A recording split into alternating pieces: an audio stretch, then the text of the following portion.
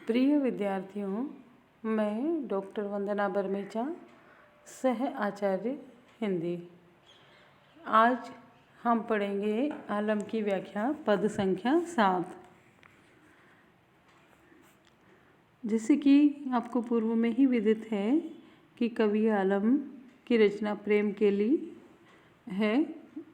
आपकी जो पुस्तक में अंश लिए हुए हैं वो उसी में से लिए हुए हैं, लेकिन यहाँ पर अंतर सिर्फ इतना है कि पूर्व के पदों की भांति ये गोपियों के उद्धव के प्रति कथन या उपालंभ नहीं है। यहाँ पर कृष्ण की बाल छवि का चित्रण किया गया है। तो देखते हैं हम इस पद को। पालन खेलत नंद ललन छलन बलि, गोद ले ले ललना करती मोद गान है। आलम सुकवि पल पल मैया पावे सुख, पोषित पीयूष सु करत पय पान है। नंद सो कहत नंद रानी हो महर, सत चंद किसी कलनी बढ़त मोरे जान है। आई देख आनंद सो प्यारे कान्ह आनन में, आन दिन आन घड़ी आन छवि आन है। कवि इसमें कृष्ण की बाल छवि का चित्रण करते हुए कह रहे हैं कि पालन खेलत नंद ललन छलन बलि। एक ओर तो वह कृष्ण के बाल रूप का चित्रण कर रहे हैं और दूसरी ओर साथ में पालने में खेलते हुए जो नंद के ललना हैं वो छलन बलि, ये वही हैं जिन्होंने बलि को छला है। अब बलि को किसने छला है? बलि को छलने वाले हैं भगवान विष्णु। तो भगवान विष्णु ही अवतार लेकर यहाँ जन्म लिए हैं और वही नंद के पुत्र बनकर पालने में लेटे हुए हैं। यहाँ आश्रय यह है। थोड़ा सा पढ़ने में अचंभा लगता है कि एक ओर बिल्कुल ही बाल रूप का चित्रण है और दूसरी ओर बलि को छलने वाले, ये दोनों चीज़ें एक साथ कुछ सुहा नहीं रही। लेकिन अब कवि ने कहा है तो हम देख रहे हैं, गोद ले ले ललना करती मोदगान है। तो श्री कृष्ण की उस सुमधुर रूप को, उस नन्हे कन्हैया को जो गोपिकाएं हैं दूसरी, वो सब गोद में ले लेकर प्रसन्नता से गान गा रही है, खुशी के गीत गा रही है।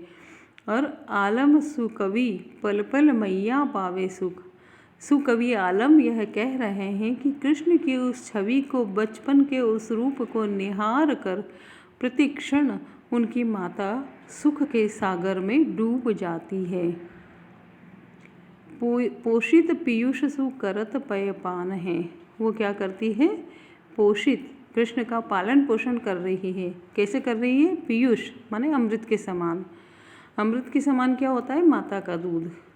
तो वह उसे दूध पिलाकर, अमृत के जैसा अपना दूध पिलाकर उस बालक कृष्ण का पोषण कर रही है। नंद सो कहत नंद रानी, नंद से नंद की रानी क्या कह रही है? नंद से यशोदा क्या कह रही है कि हो महर, हे प्रिय, सत चंद की सी कलनी बढ़त मोरे जान है, कि ये जो मेरी जान, मेरा नन्हा सा बालक है, यह चंद्रमा की कलाओं के समान बढ़ रहा है। आई देख आनंद सो प्यारे कान्ह आनन में। कान्हा माने कन्हैया, आनन माने मुख। आई देख कर आई, आनंद सो प्यारे कान्ह। यशोदा कह रही है अपने पति से कि मैं कृष्ण का, प्यारे कृष्ण का, प्रिय कृष्ण का मुख देखकर आई हूँ। मुझे अत्यंत प्रसन्नता होती है। जब जब भी मैं उसका मुँह देखती हूँ तो मुझे वो दिन, वो घड़ी और वो छवि और ही लगती है। और बालक कृष्ण की रूप माधुरी आन दिन आन घड़ी, प्रतिदिन प्रत्येक क्षण प्रत्येक पल आन छवि आन है, निरंतर बढ़ती ही जा रही है। और उसकी छवि को देखने से मुझे अद्भुत अनुपम सुख की प्राप्ति होती है। एक बार और इस अर्थ को दोहरा लेते हैं। इस पद में, इन पंक्तियों में कवि आलम ने कृष्ण के बाल रूप का चित्रण किया है।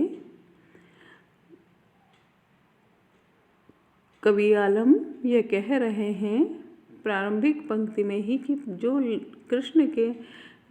कृष्ण जो कि पालने में खेल रहे हैं, नंद के वे ललना हैं और वे बलि को छलने वाले हैं। अब यहाँ इतिहास की ये कथा आपको याद होनी चाहिए कि राजा बलि को कैसे विष्णु ने वामन का अवतार धारण करके छला था, और साथ ही यह भी मालूम होना चाहिए कि कृष्ण जो हैं वो विष्णु के ही अवतार हैं। इसलिए यहाँ पर ये कहा गया है कि छलन बलि माने बलि को छलने वाले। गोद ले ले ललना, और जो वहाँ के आसपास वाली जो स्त्रियाँ, जाहिर है कृष्ण नंद और यशोदा के पास है, क्योंकि वो पुत्र तो वसुदेव देवकी के हैं। लेकिन जैसे कि आपको कृष्ण की जन्म की कथा ज्ञात ही है, तो पैदा होते ही वो नंद और यशोदा के घर में ही बड़े हुए हैं। और आलम कवि ये कह रहे हैं कि वहाँ जो यशोदा के अलावा और जो भी महिलाएं हैं वो कृष्ण को गोद में ले लेकर प्रसन्नता युक्त स्वर से गान गा रही है, खुशी के गीत गा रही है। मैया यशोदा भी कृष्ण की छवि को देखकर प्रतिपल सुख पाती है और अपने अमृत के समान दूध से कृष्ण का पोषण कर रही है।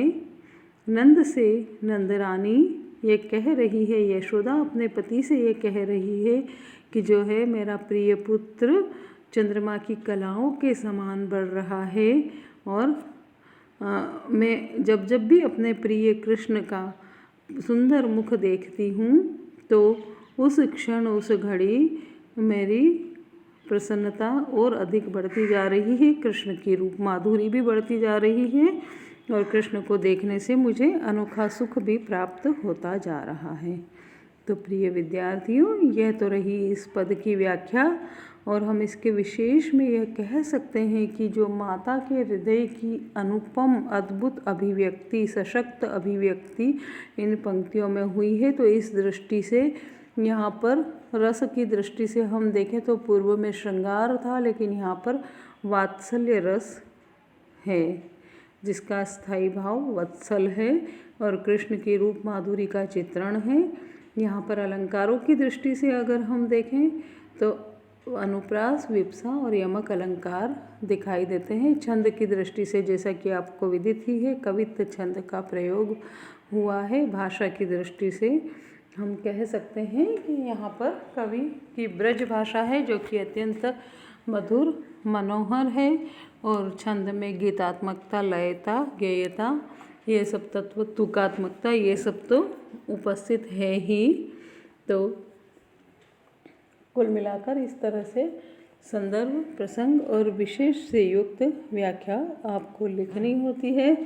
उम्मीद है यह व्याख्या आपको समझ आई होगी। मैं धीरे धीरे देख रही हूँ कि वीडियो सुनने वाले विद्यार्थियों की संख्या कम होती जा रही है। ऐसा मत कीजिए, आप रोज़ की वीडियो रोज़ देखिए, सुनिए, क्योंकि अचानक से परीक्षा सिर पर आ जाएगी और फिर कुछ भी सूझ नहीं बैठेगी।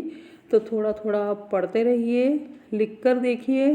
कुछ समझ नहीं आए तो आप व्हाट्सएप पे मैसेज कर सकते हैं, बात कर सकते हैं, और अपने अध्ययन को चालू रखिए। स्वस्थ रहिए, मस्त रहिए, और इसी के साथ आप सभी को धन्यवाद। थैंक यू, शुक्रिया।